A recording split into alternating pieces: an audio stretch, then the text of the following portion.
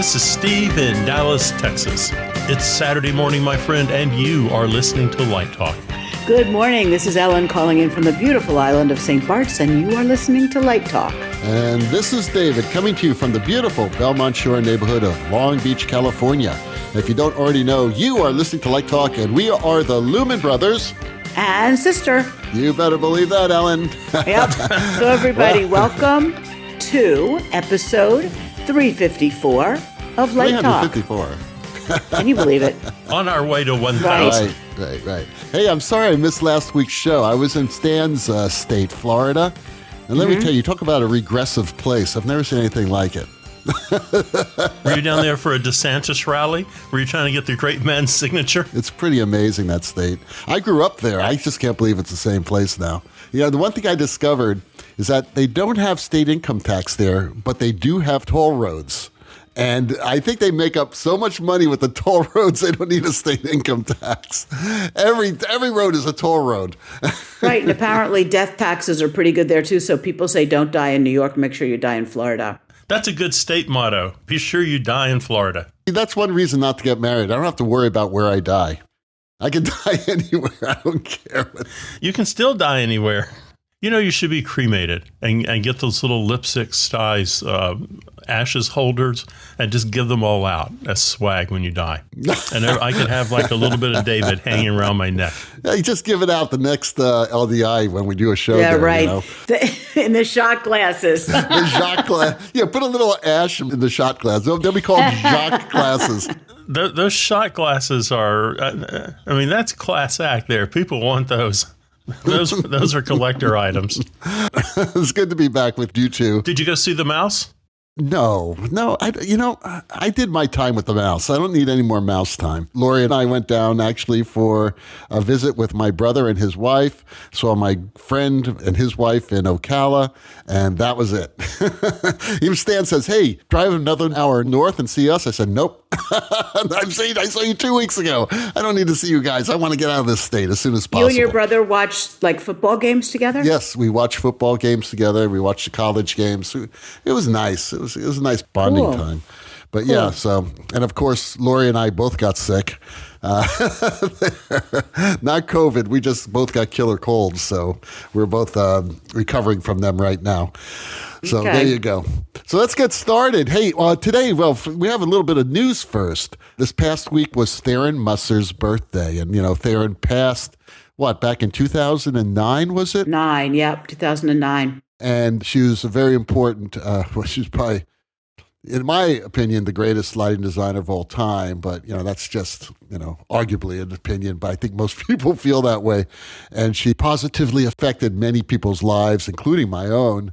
And Kirk Bookman just had a post on Facebook about it. And we're going to talk a little bit about her for our Let's Talk About segment today. So hang out with us for about another 25 minutes and you'll hear our tribute to Tharon.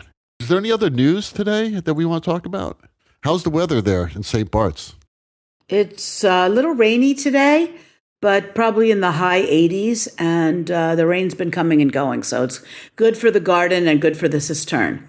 You know, this is an island where 90% of the buildings have a cistern, and we collect rainwater because there's no fresh water here at all. So you need something.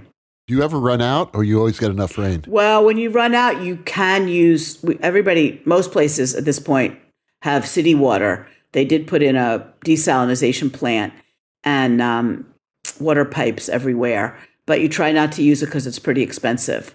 How many gallons in your cistern? Well, we have 80 cubic meters. I do not know how to translate that to gallons. Okay.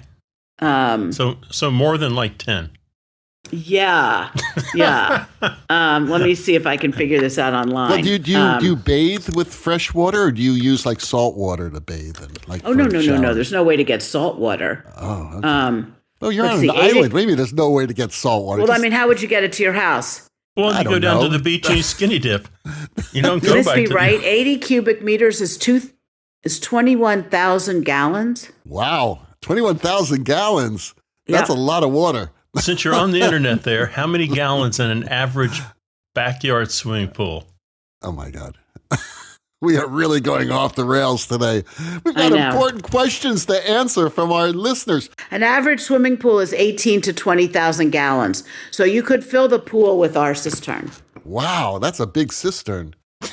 Yeah, but you don't want to run out of water. And then you learn to manage it so that if there's a 4 or 5 month drought, you don't have to buy a lot of water.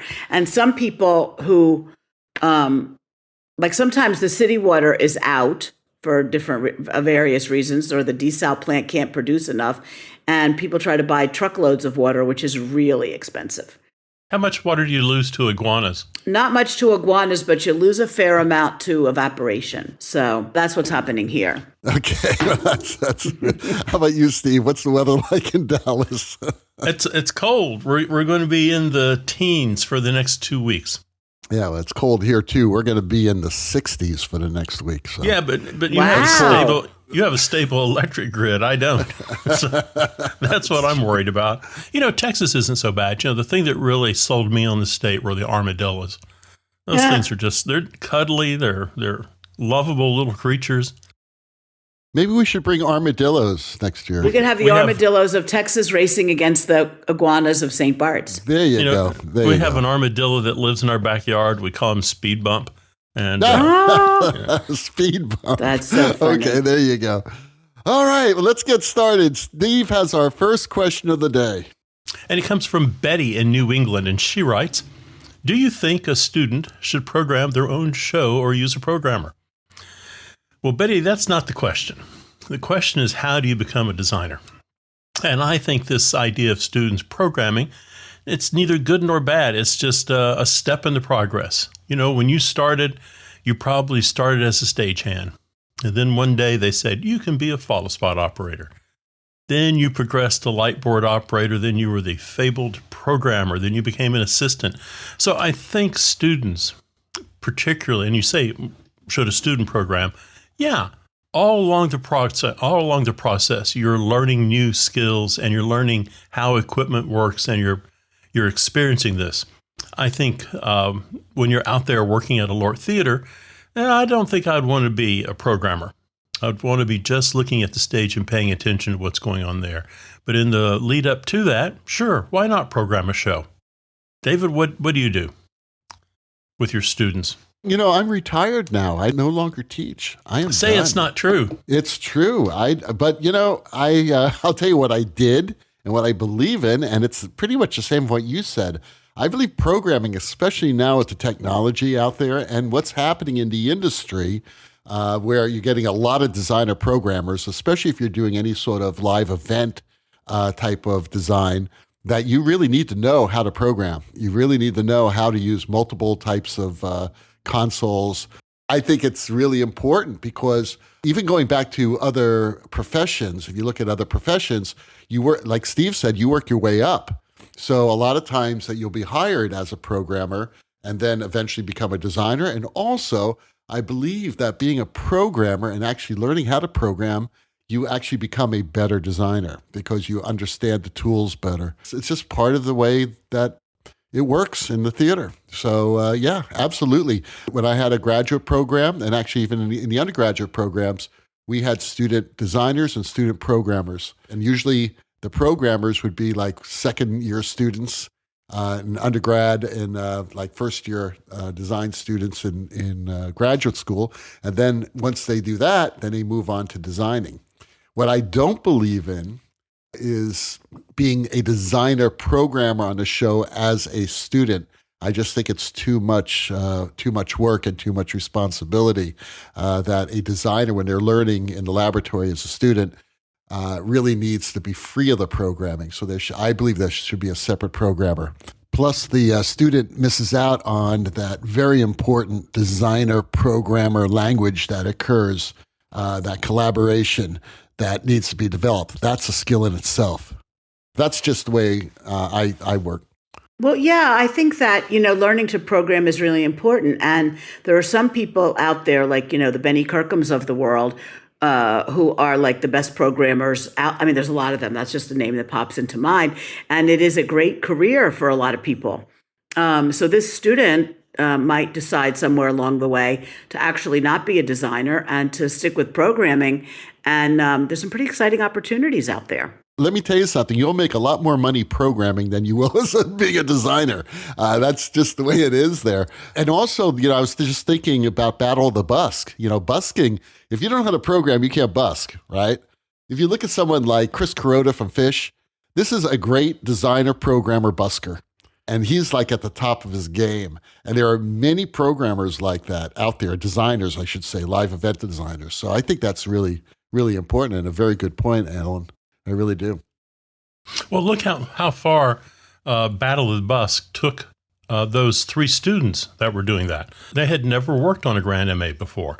And after some intensive classwork, they were really going at it and doing some good work. It was a great opportunity. Well, I don't understand why people don't take advantage of opportunities like this. I'm glad these 3 students did, but there should be like tons of people like banging down the doors. Yeah, well, Battle of the Busk, there were 4 consoles and 2 lighting people and 2 video people per team. Right. So they all had, the video people had a Pixera media server, and the lighting people were on various consoles. So there were quite a few of them involved in that project. So like 9 people then, right?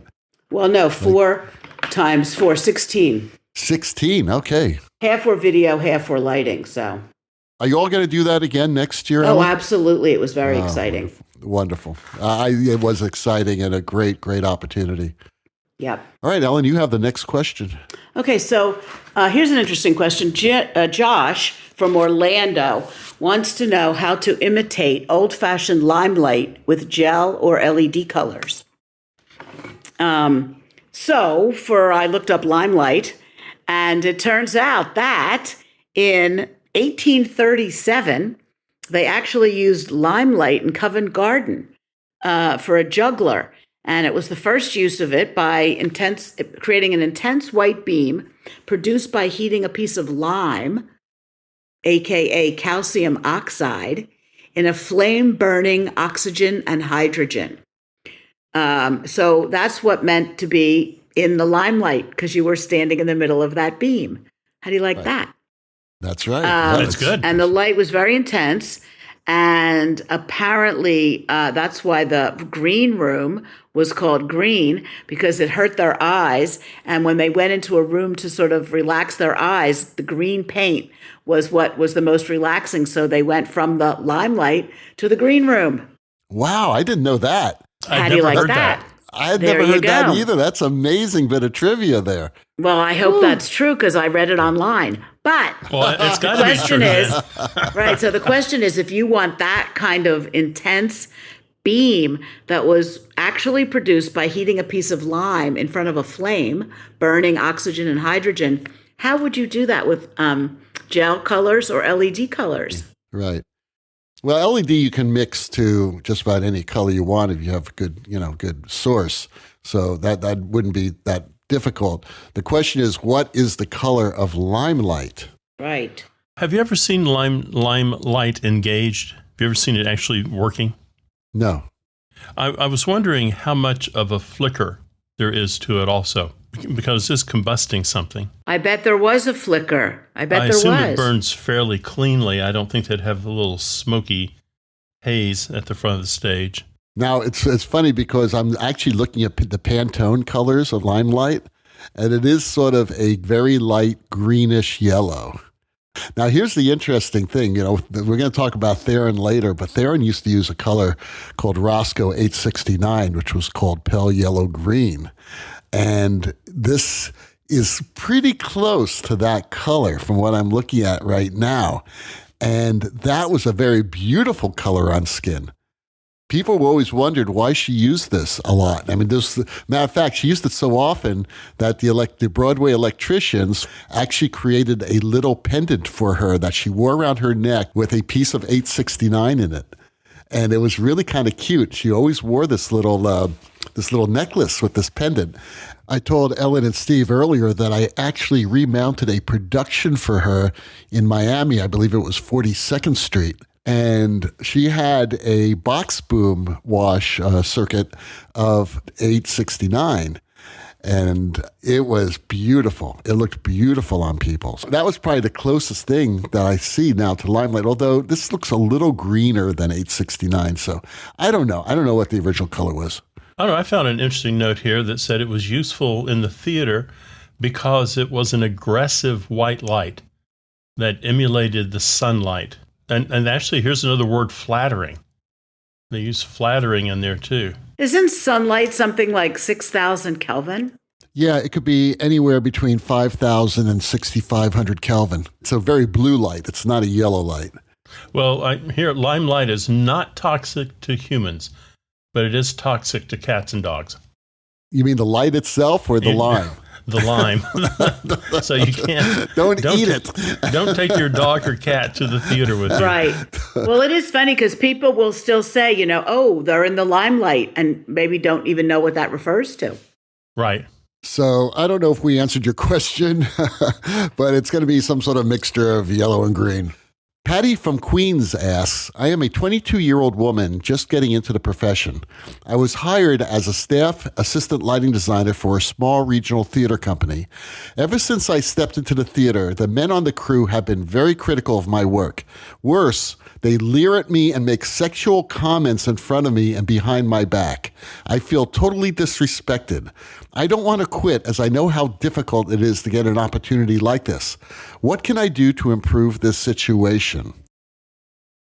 Well, it seems to me that this is a classic example of a hostile workplace.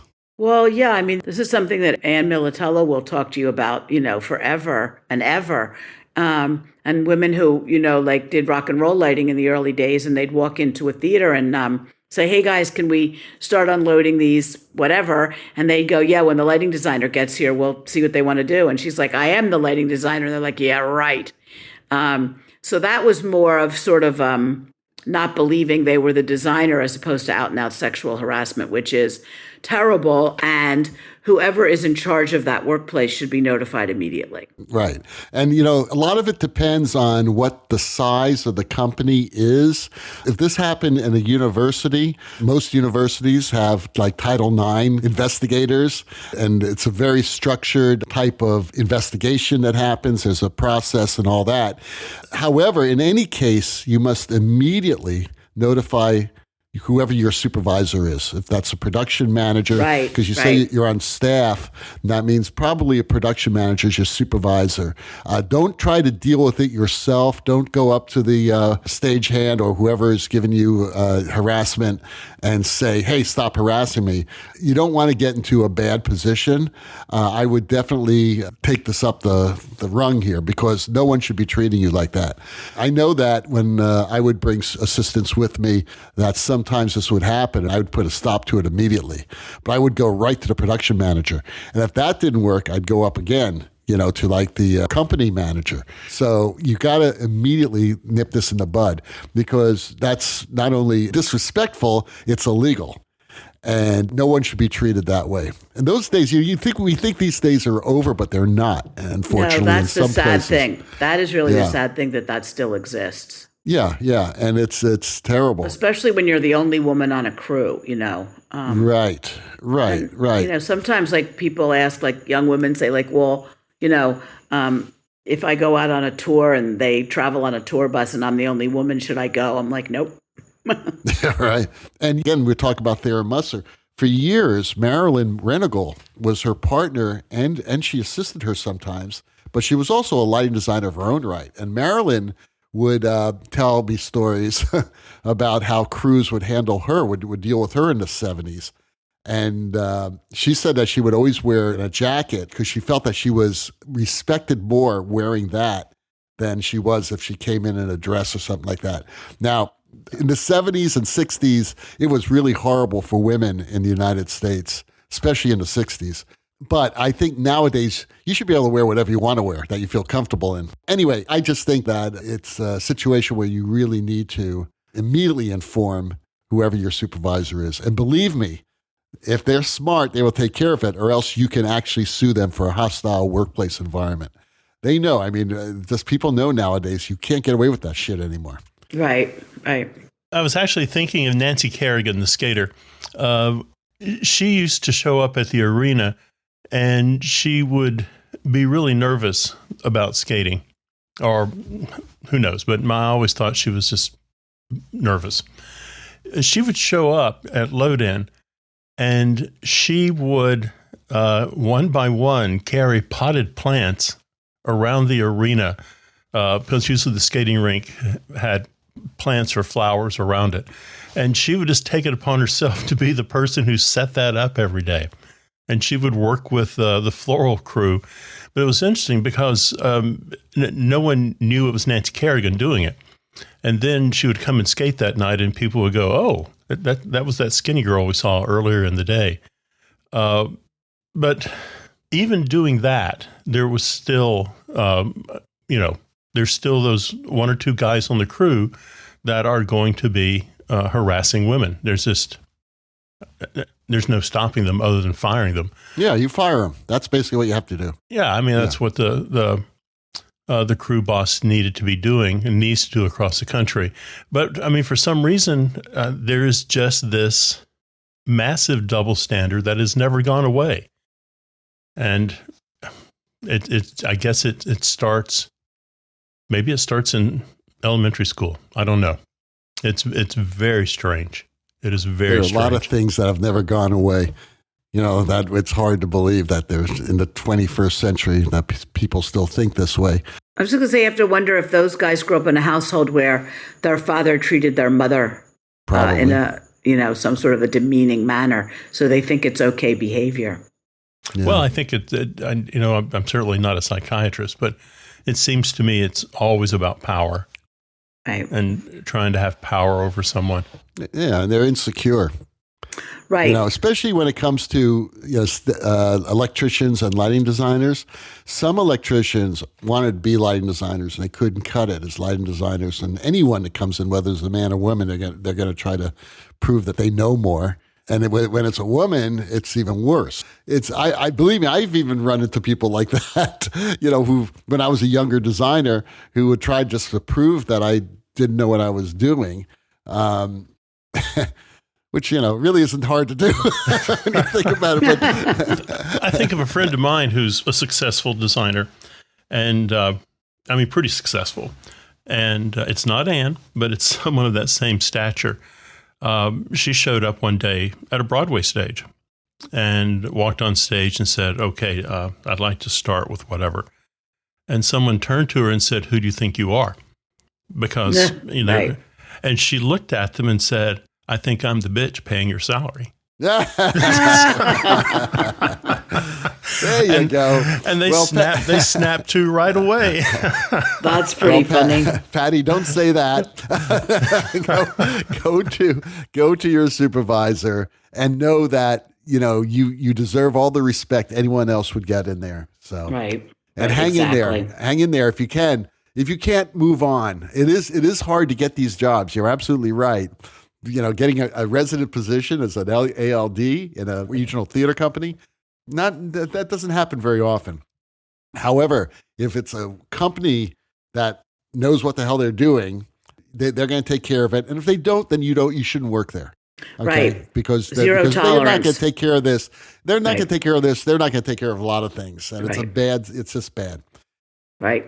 So you are listening to Light Talk with the Lumen Brothers and Sister. And today's episode of Light Talk is sponsored by... Oh my God, rigging. Serving the entertainment industry since 1940. When you need a rigging company that knows its stuff, you need Oh my God, rigging. We cut our teeth doing jobs that no one thought we could do starting in 1940 with the Tacoma Narrows Bridge. And since then, we've been learning from our mistakes. And what are some of those mistakes? Well, not knowing the weight of your load. Oh my God, rigging of Guerrero, Texas is known in the entertainment industry for our motto, "It'll be fine." 4 simple words that ensures our clients know that we know what we're talking about. We guarantee we can fine-tune that load to a ton or so just by looking at it, thus saving valuable time and money. But what else? not doing timely equipment safety checks. As we ever expand and receive factory fresh equipment into our inventory, we take a Sharpie and write OK on each piece. Once the OK has worn off, we take that same Sharpie and write OK once more, ensuring the safety of our gear. No one in the industry would even consider doing this. But once again, oh my God, rigging is a leader, not a follower in innovation. Finally, choosing the correct span set. Nothing is more time consuming than selecting a span set and not understanding the color code system. That's why we have sped up the process by painting all of our span sets safety yellow. No more fruit salad of colors, just plain old safety yellow. A child could pick the correct span set. So, the next time you need rigging, remember our motto. It'll be fine. And call Oh My God Rigging. Well, I'll be calling them tomorrow. That's for sure. So, now back to Light Talk.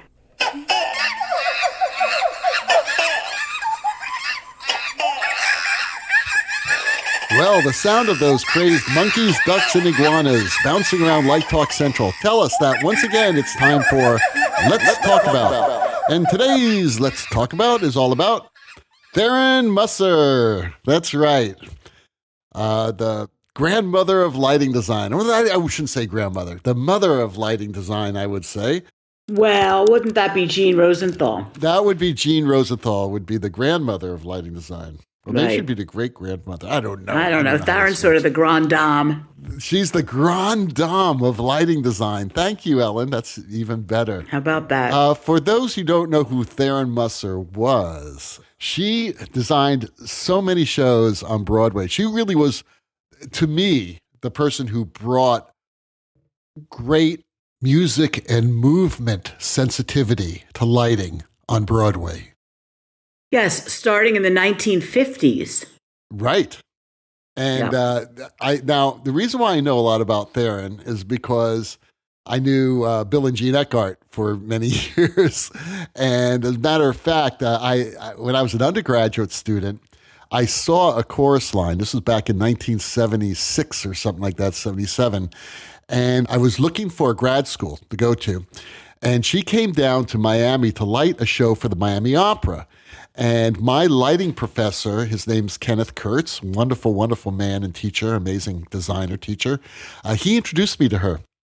And I was so impressed with the chorus line because that was the first show that I had seen that had the most incredible sensitive lighting that was totally integrated with the music and the movement of the actors and dancers through space. I'd never seen anything like it before. Now, again, I was very young and I hadn't seen a lot of shows, hadn't seen a lot of Broadway shows. But this show was transformative for me. And he introduced me to her, and it was thrilling to meet her. And she was so sweet. I told her about, how impressed I was with the show and everything else.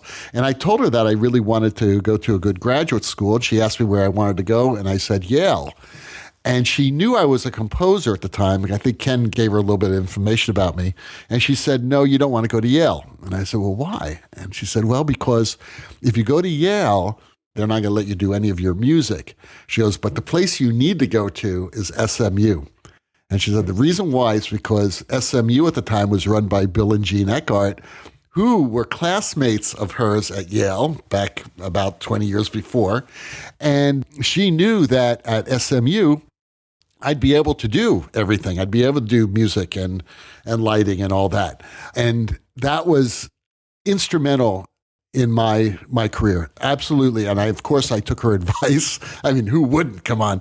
And everything fell in place for me in my career, which was amazing. She knew it. She knew it because she was a great, sensitive person and very knowledgeable and rather brilliant, actually, when you think about it. And so when she started, she was, like I said, she was a classmate of Bill and Jean's at Yale. And the three of them actually moved onto Broadway together. Again, this is just from what I know. And they all got into the union together. And they did a lot of shows together with George Abbott as the director. And they did, how many shows, Ellen? You've got a list of a few, I know. Her list of Yeah, Broadway just the shows. Broadway shows. Forget about all the opera she's done, all the dance she's done, everything else, which is hundreds and hundreds of shows. Well, if you want to start in the 50s, Long Day's Journey into Night, Little Abner, Shinbone Alley, Monique, Macropolis Secret, The Chairs and the Lesson, The Infernal Machine, The Entertainer, The Firstborn, Shadow of a Gunman, JB, The Rivalry, LeBeau Stratagem, Once Upon a Mattress, The Great God Brown, Only in America, Five Finger Exercise, Peer Gynt, The Long Dream, The Tumbler, The Garden of Sweets, Giants, Sons of Giants, Calculated Risk, Nowhere to Go But Up, Andorra, Mother Courage and Her Children, Here's Love, Marathon 33, Any Wednesday, The Seagull, The Crucible, Golden Boy, Alfie, Kelly, All in Good Time, Flora, The Red Menace, Minor, Miracle, Malcolm, The Great Indoors, The Lion in Winter, Mame, A Delicate Balance, Breakfast at Tiffany's, Hallelujah Baby, The Imaginary Invalid, A Touch of the Poet. Tonight at 8:30, The Birthday Party After the Rain, The Promise, Everything in the Garden, Lovers, Maggie Flynn, The Fig Leaves Are Falling, A Way of Life, The Gingham Dog, Blood Red Roses, Applause, The Boyfriend, Follies, The Trial of the Catonsville Nine, On the Town, The Prisoner of Second Avenue, Night Watch, The Creation of the World and Other Business, Don Juan, The Sunshine Boys, A Little Night Music, The Good Doctor, Candide, Scapino, Mac and Mabel, God's Favorite, Good News, The Wiz. Same time next year, A Chorus Line, which of course was our major revolutionary lighting piece, Me and Bessie, Pacific Overture, 1600 Pennsylvania Avenue, California Suite, The Act, Chapter 2, Tribute, Ballroom.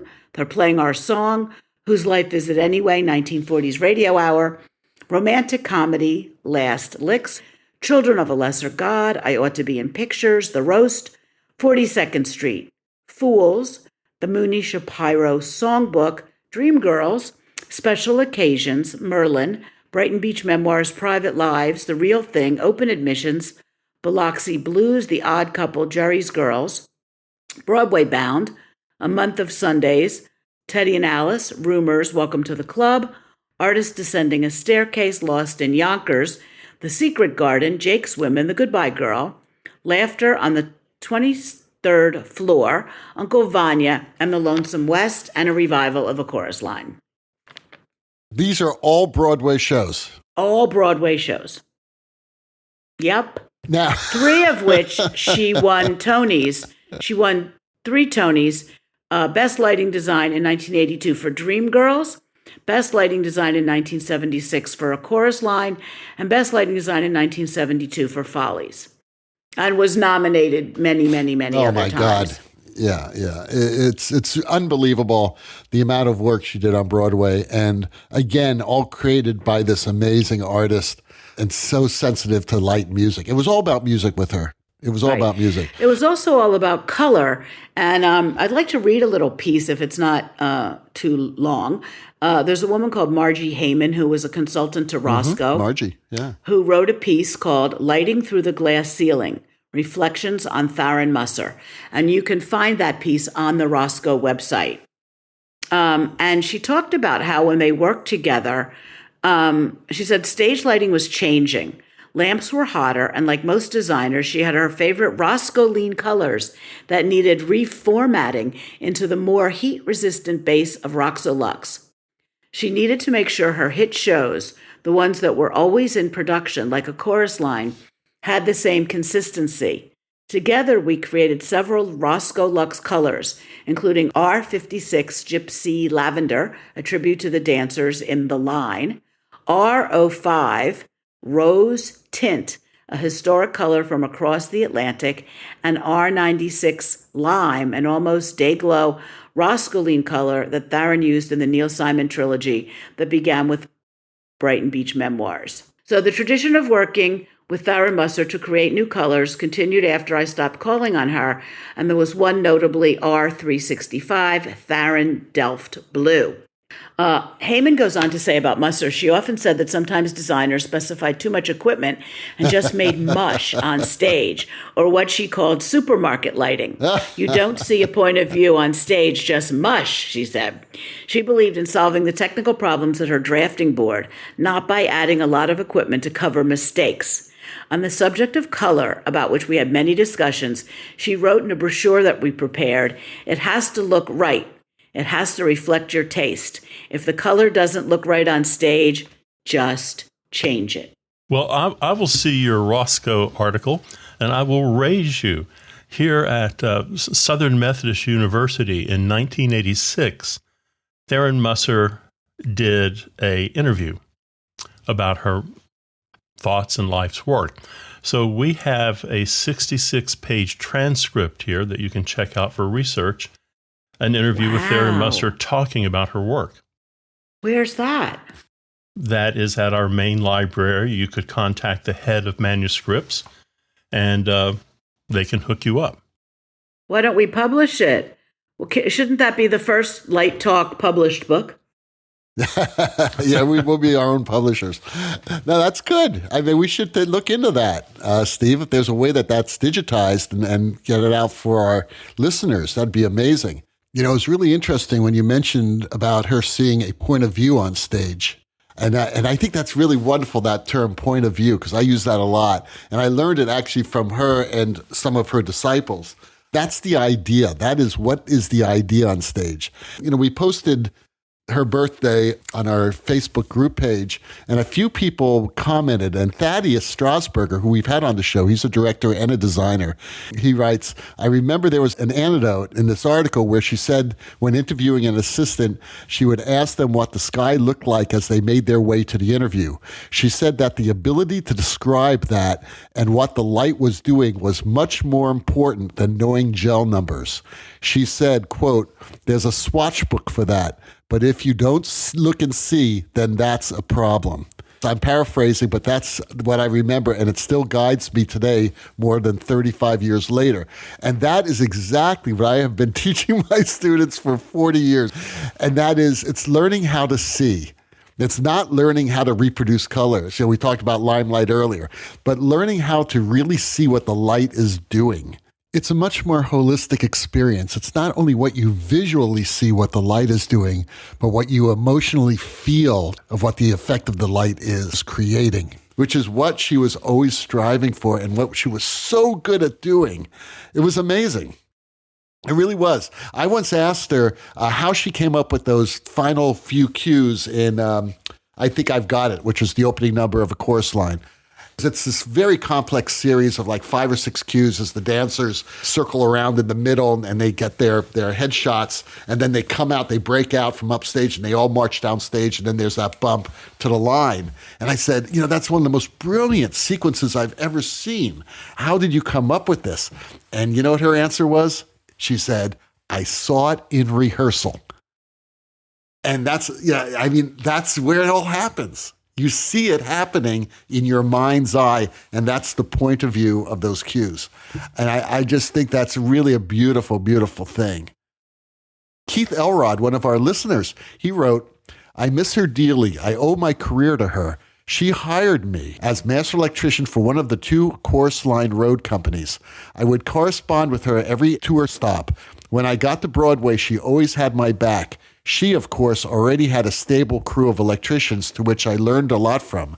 I will always be grateful for her taking me under her fold and including me in that special group. This is the type of person Tharon was. She would have been 99 years old this week. Yep, yesterday. Yep. Yeah, and I think that we should just take a moment and thank Tharon because she made our art, our profession, what it is today. Right. And you know that for Chorus Line, it was the first use of a computerized board on Broadway. That's right. So it was very because revolutionary. she couldn't do it otherwise. Right. I mean, what she had in her mind's eye, there was no way you could run this on a piano board or even a preset board. There's no way you could do it. And she did not have the advanced technology that we've had over the past 20 years or so. I mean, she didn't have moving lights. She didn't have LEDs. She didn't have any of this stuff. She did this mostly with Licos, Pars, Fresnels, and any other incandescent fixture she can get her hands on. I think that the most technically innovative fixture she had in her arsenal were color wheels that she used on Ballroom. And I remember her explaining to my class, because I was a grad student at this time, and she was lecturing in our class about how she used the color wheels to dynamically change the color on stage. And I thought that was really kind of cool. Could you imagine what Tharon would have done with a bunch of Verilights? I mean, you did mention also what she said about all these lights that people use. She said, it just takes too much time to focus 300 lights. How do you find that time to focus those on Broadway when you could be using that time creating atmospheres at the table? So brilliant. You know, again, that's another thing that I try to teach my students. It's not how much equipment you have, it's really how much time you have to create the atmospheres, you know, at the table. Right. So, yeah, I think if you count them up, that she actually worked on more than 150 Broadway shows. yeah. And I think the only person who's coming close to that is Ken Billington. Yeah, you know, and Ken was very close with Tharon as well. I mean, just think about how many people assisted her.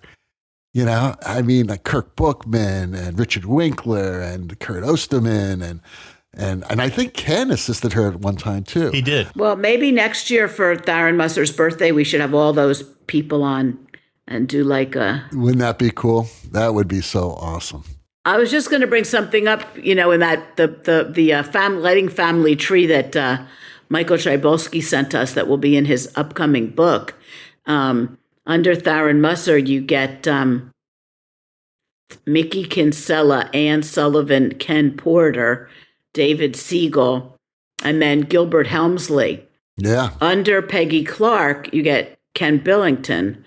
And then under Ken and Gilbert, there's a million assistants and a whole long list under Tharon as well, with Jeff Davis, Richard Winkler, as you mentioned before, Marilyn, Kurt Osterman, Rick Belzer, Vivian Leone, tons and tons of people. Yeah. Tons of people. It's amazing. Yeah. That's the beauty of our business, is that you have these trees of artists that are all influenced by their tree. That's all an influence. I mean, I was under Gilbert's, you know, and Gilbert was like, there's so much I do that is really what Gilbert taught me. There's no way that you can not be affected by that art. It's just amazing. All right. Well, Steve, you have the last question of the day. Sure. It comes from Carl in Germany, and he asks, how often do you attend load-in, and what do you do once you're there? Well, it depends on where the load-in is.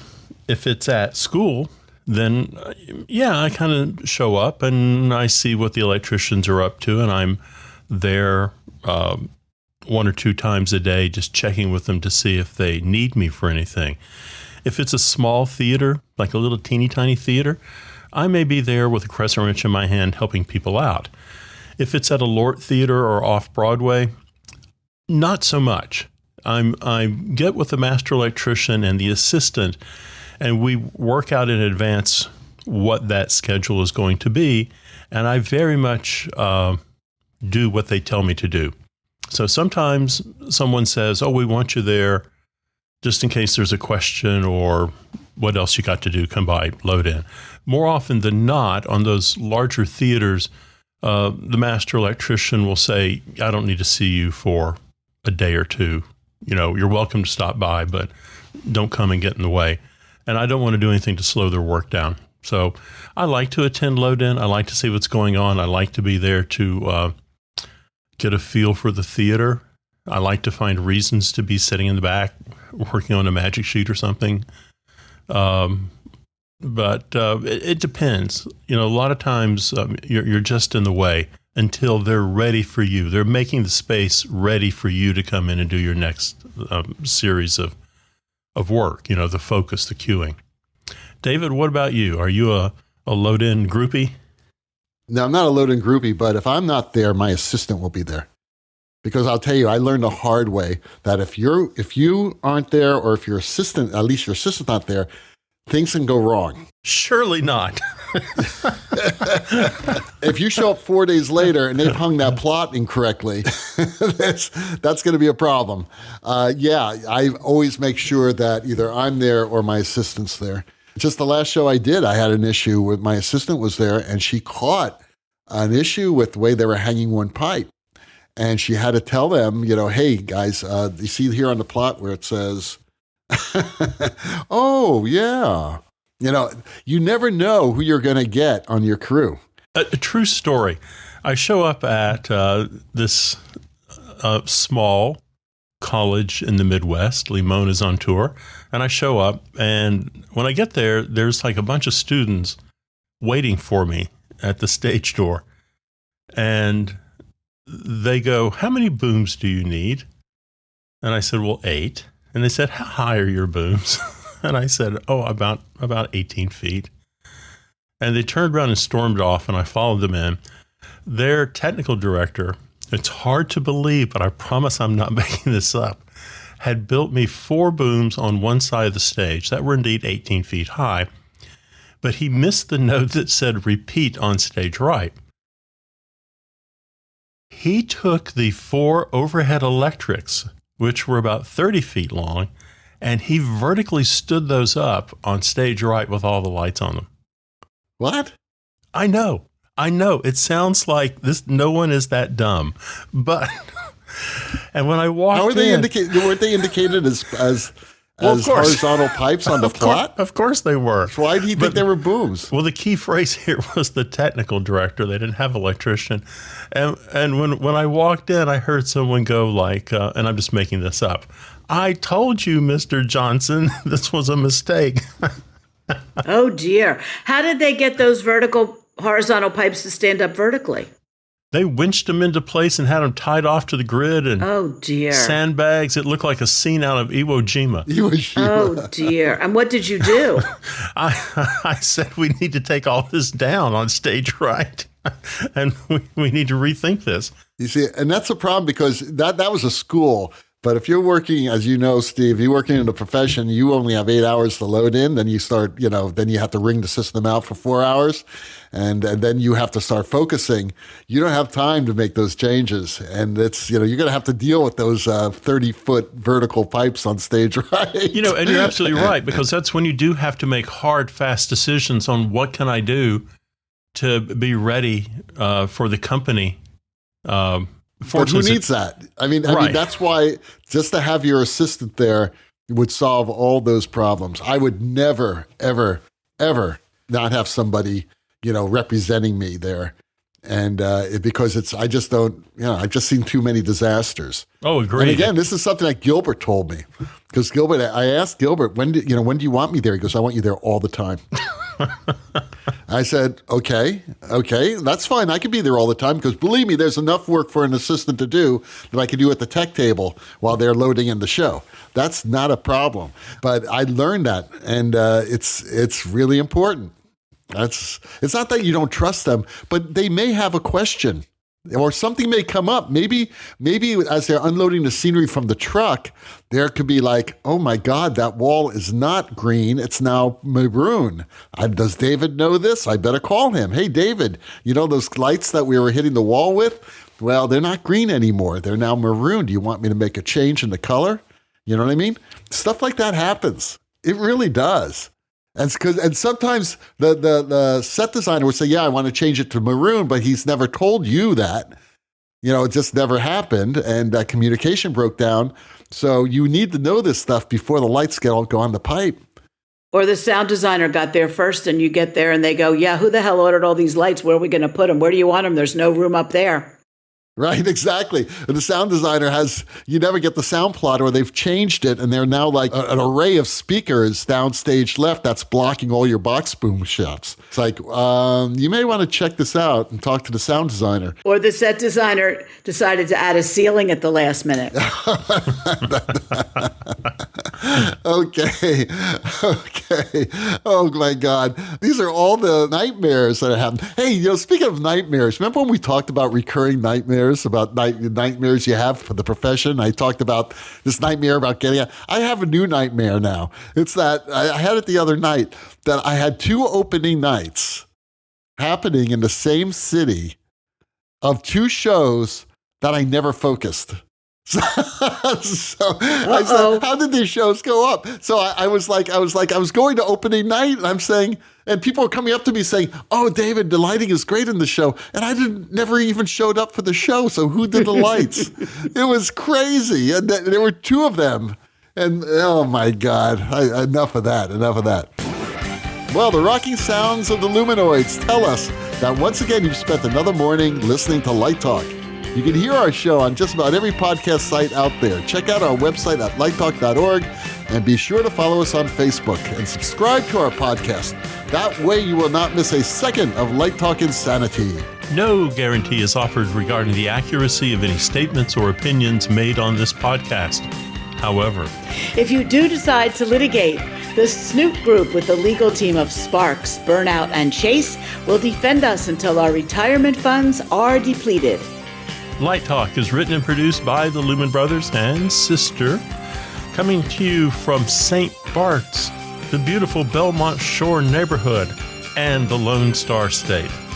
And be sure to join us next week when we talk about more lighting shenanigans and serve you more of our casserole of nonsense. Light Talk, broadcasting questionable Lumen knowledge and humor around the world. And we'll see you all next Saturday morning. Bye-bye from Light Talk. Toodles. Bye.